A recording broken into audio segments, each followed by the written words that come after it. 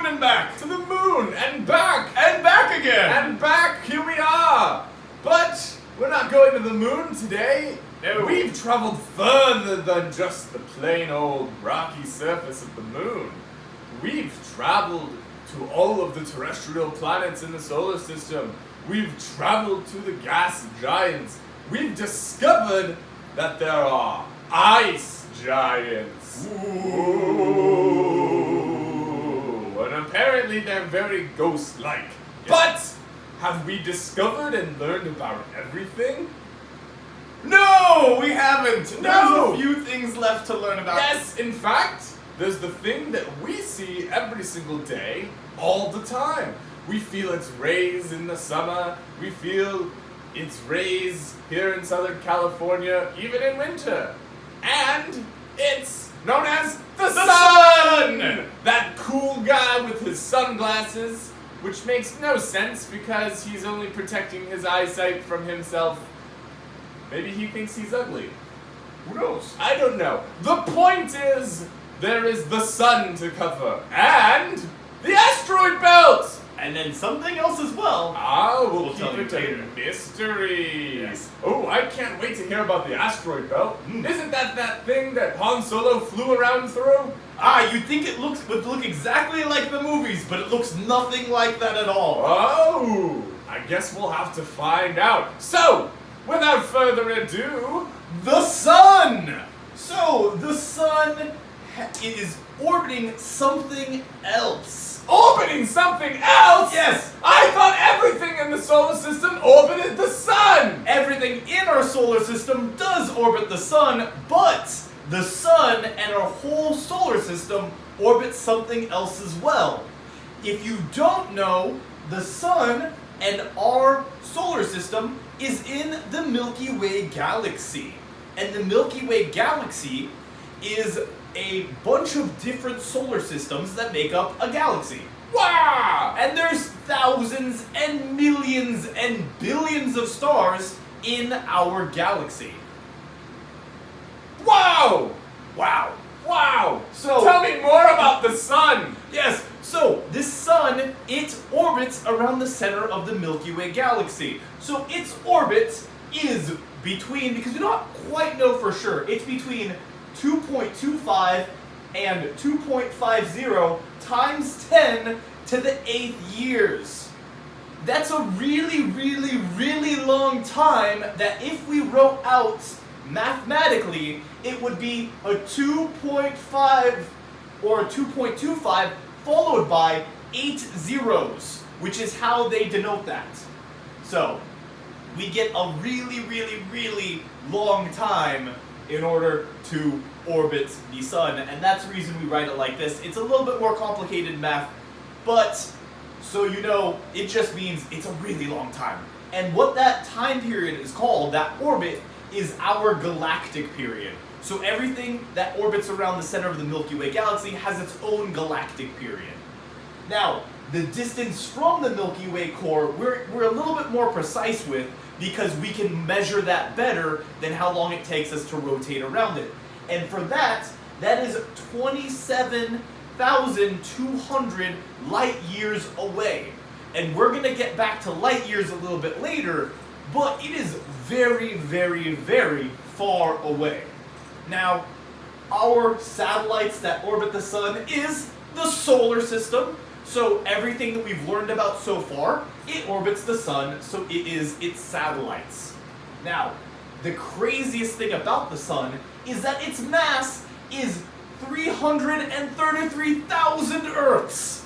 That's a lot of Earth. That's so many Earths, in fact.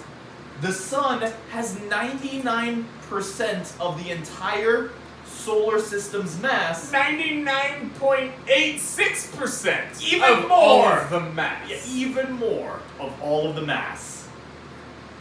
The gravity on the surface of the sun is 28 times that of Earth.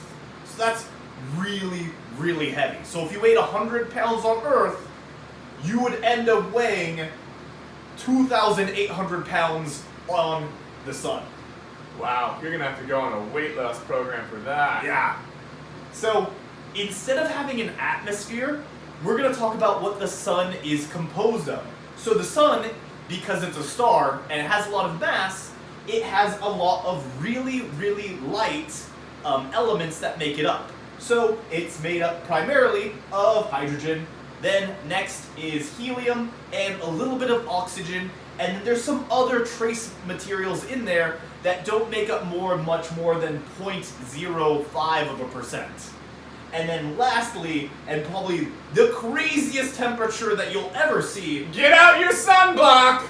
the surface of the sun is 9,929 0.9 degrees Fahrenheit on the surface. That's a lot of sunblock. And just imagine how hot it is when it's only 99 degrees out.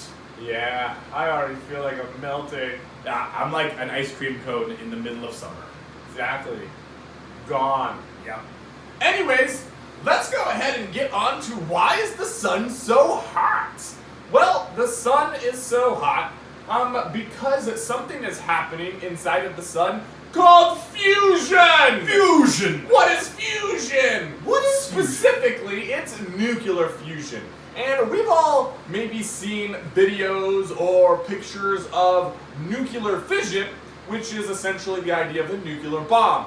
And what that is you take certain elements and atoms and you split them. And when you split them, it creates this energy and you get a nuclear bomb and it explodes. Well, nuclear fission is very much the opposite. It's actually when you fuse lighter elements and atoms with heavier ones. Specifically in the sun, we are fusing hydrogen, which is a much lighter element, into a heavier element known as helium. And when you fuse them together, you get more energy and more power is released in this fusion. So it's almost like creating something gets more energy and more power. And so as that reaction continues to happen, more of the helium in the sun transfers and becomes more of the hydrogen in the sun becomes helium, and over and over and over again. And eventually, that will mean that the sun runs out of hydrogen. Oh noes! Oh noes. If it runs out of hydrogen, it will then change. It will then become a red giant. Whoa! Yeah, it'll become even more big, but change colors. It's like going to a new ball. It has to put on a new dress. You can't wear the same dress, for forever. Right. So it will become a red giant, eat a lot of cake, and become very, very, very large. In fact, so large that it will encompass Mercury, and Mercury will be no more! Oh no, poor Mercury. It will also then encompass Venus! Oh no, poor Venus! Yes, so beautiful. Venus is gone. But then, lastly, it will encompass good old Earth. Oh noes. Good old Earth will be completely gone. Now, good news. This is going to happen in approximately 130 million years from now. So, we do not have to worry about that. Now, the fun thing after that is, of course, the sun is going to have to change its outfit once more. And this time it's going to go on a diet. Oh no. And it will shrink back after it has exhausted all of its hydrogen. It will then become a white dwarf planet. Ooh. So it's no longer a red giant. It has changed its outfit to white. Maybe it's getting ready to get married. And it will slim down just like it's gonna, have to be videoed on its wedding day. And it'll become very much small. And its mass will actually be very, very close to the mass of the Earth. So that is an interesting little fact. It's gonna get a nice old diet, change its outfit. The next thing after that I want to talk about is light. We talked about light speed just a little bit up here. And, well, the light from the sun, bing, as those helium and hydrogen atoms fuse together and create heat and light, they travel from the sun, and they reach Earth here where we can hang out and see it so we can see, but it takes 8 minutes 8 8 minutes minutes. for that light to travel. That's really fast. That means that sunburn you get is 8 minutes old. Sort of. It doesn't quite work like that, but that's a fun, interesting fact. Anyways, the other fun thing is the sun. Most of our planets in the solar system, or objects that we see in the night sky, have a scientific name that is kind of a boring name. It's like X this and Y that and number this. And M105. Correct. The point is the sun doesn't have a scientific name. Ooh. We just call it the sun, right? Ooh. Do we just call it the sun? It actually has another name for itself, known as Sol. S-O-L. Just Sol. And that is its old official name from the Roman Empire, from what, once again, the Romans named everything after their gods, and so they named the sun after the sun god, which was Sol. So, that is the sun's other name. So, if you've ever watched Star Trek, they call the Earth solar system, where we hang out, the Sol system. So when the bad guys are like, we're gonna invade the Sol system, they're talking about invading Earth! So, now you know some Star Trek facts. Now, let's go ahead and not hit me with the board. Let me take it down so we don't hit you. And let's get into some new fun stuff! Yes. So, there are a few things orbiting the sun that aren't necessarily planets. One of the major ones is the asteroid belt. So where is the asteroid belt exactly? It is in between Mars and Jupiter. And technically, the whole asteroid belt and all the asteroids in there orbit within those two planets, which is a really big distance. Now, to make it more simplified, we chose the biggest asteroid, which is the only one that is considered to be a dwarf planet that is within Jupiter's orbit. So the rest of the dwarf planets that we know about are beyond Jupiter. So that'd be like Pluto and everything that's similar to Pluto. But this planet, dwarf planet, which is Ceres, is within Jupiter's orbit, which makes it very unique. Now, let's go ahead and use its orbit to represent kind of what the rest of the asteroid belt is doing as well. Now, Ceres' orbit is 4.61 years around the sun. Its distance from the sun is between 2.55 AUs and 3.2 AUs.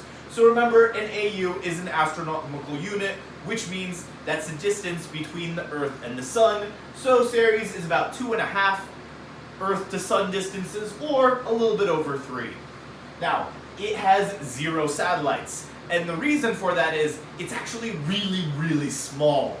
Now, its mass is 0.00016 of Earth. So if you can't get your head around how tiny that is, it's also only 0.0128 moons. So it's like only It's like 1% of the moon. Yeah, it's really, really small. Yeah. Really, really small. Yeah, because it's so small, it has the very smallest gravity as well. Its gravity is only 0.029 gravities of Earth. So, if you could jump 10 feet on Earth, imagine how much you could jump on Ceres. You might even be able to escape its gravitational pull. Now, because it's so small and it has no gravity, that means that it has no atmosphere. If you could probably jump out of its atmosphere, then it really doesn't have the gravitational pull to hold any gases on it at all. Now, its temperature is between, at its warmest when it's pointed towards the sun, negative 189.67 degrees Fahrenheit, or at its coldest is negative 279.67 degrees Fahrenheit. Nice. So, the asteroid belt. Like we said, it's between Mars and Jupiter. It's like a nice old belt around our whole solar system. And we were talking about Ceres as one of the very, very large objects that is amongst thousands and thousands of other orbiting asteroids around. However, there are some other ones that are in close size to it, probably even a little bit smaller. And I'm just going to go ahead and name them. There is Ceres, which is the biggest, Vesta, Pallas, and Hygeia. And so those are some of the other ones that orbit that. And the reason why I wanted to mention them is because how did we discover the asteroid belt in the first place? Well, there was a man named Giuseppe Pazzi in 1801, and he was looking around, and he found a planet! But it was only good old Ceres. And so he only found a very, very small dwarf planet, which led other astronomers to look at the same place that he was looking, and they found the other ones. And then they found even smaller ones, and then they found more of them, and then they found thousands of them. Thousands and thousands and thousands, probably more than thousands, probably hundreds of thousands, if not billions out there. The point being, there's a lot out there. However, you'd think that it was crowded out there, and that if we were to fly a spaceship like the Millennium Falcon through there, we would need an excellent pilot like Han Solo to be able to navigate it so we don't get smushed, crushed, or gobbled up by a big gigantic space monster that just happens to be living in a giant asteroid out there. However, the distance between one object in the asteroid belt and the next object in the asteroid belt is actually 600 million miles away. That's so far away that traveling through the asteroid belt would probably be a pretty safe thing. You could just wave to them all if you can see them as you flew by. There's a lot out there, but that just gives you an idea of how large space really, really, really is. That there's hundreds of billions of thousands of them out there. Small, big pieces the size of my hand, and, you know, a tenth the size, or actually 1% the size of the moon, but they're still very, very far away. Another fun fact is what the asteroids are made of based off our analysis that NASA and other groups have done is that they're probably most likely comprised of rock and metal. And that's probably about it.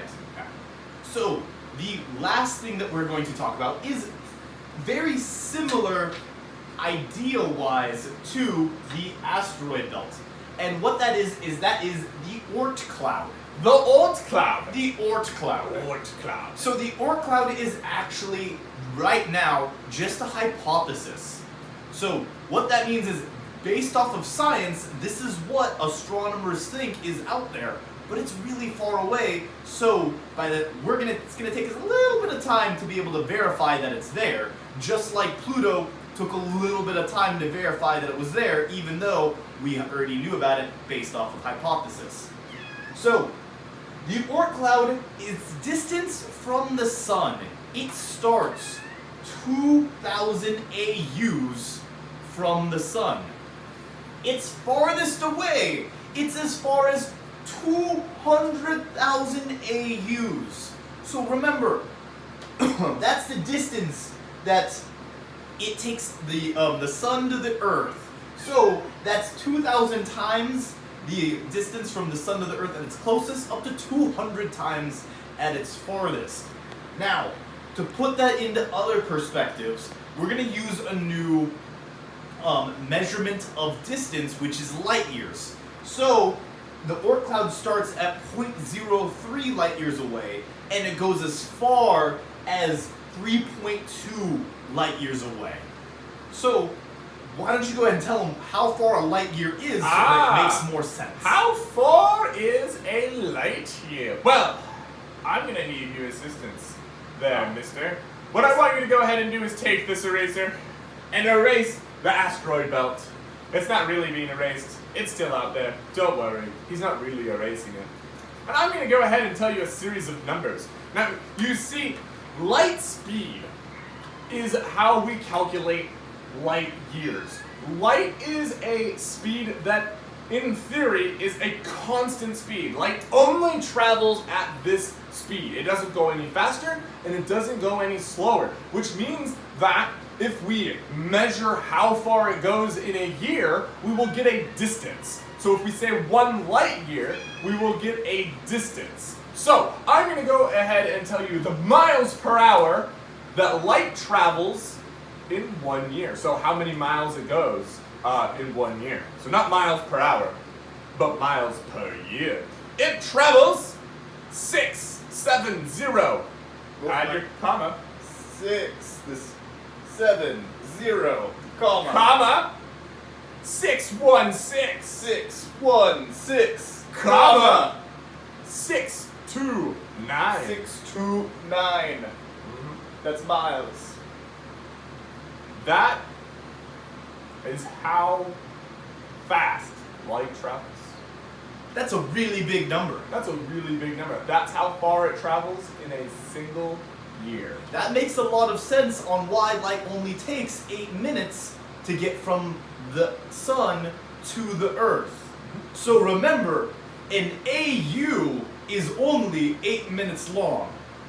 So that means that light goes a lot farther in 1 year. Now, to keep that into perspective, if you were to get into orbit of the Earth and you were going to travel around it at light speed, and you traveled for only 1 second, you would travel around the Earth 7.5 times in 1 second.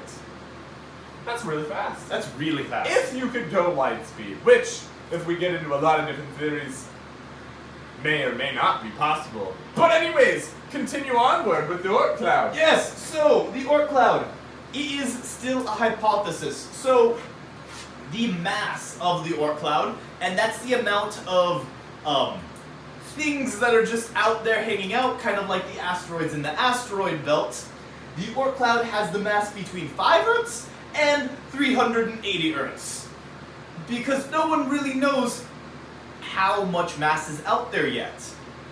Now, another way that we're going to show you the distance that it's going to take the light basically to get out there too, or how big the Oort Cloud is.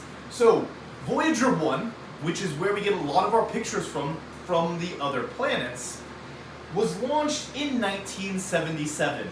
Now, it will take Voyager 1, a satellite that's the fastest moving man-made object, 300 years to reach the Oort Cloud. So, even though it's the fastest thing we've ever made, it's still going to take 300 years to get there. I don't think I'm going to be alive around at that point, but maybe you will, and you can tell me how much mass is actually in the Oort Cloud. Now, another fun thing that I want to talk about when we talk about the Oort Cloud, when we talk about the asteroid belt, and we talk about all the planets that are orbiting the sun, they're all going around the sun in a very disk-like or a plate format.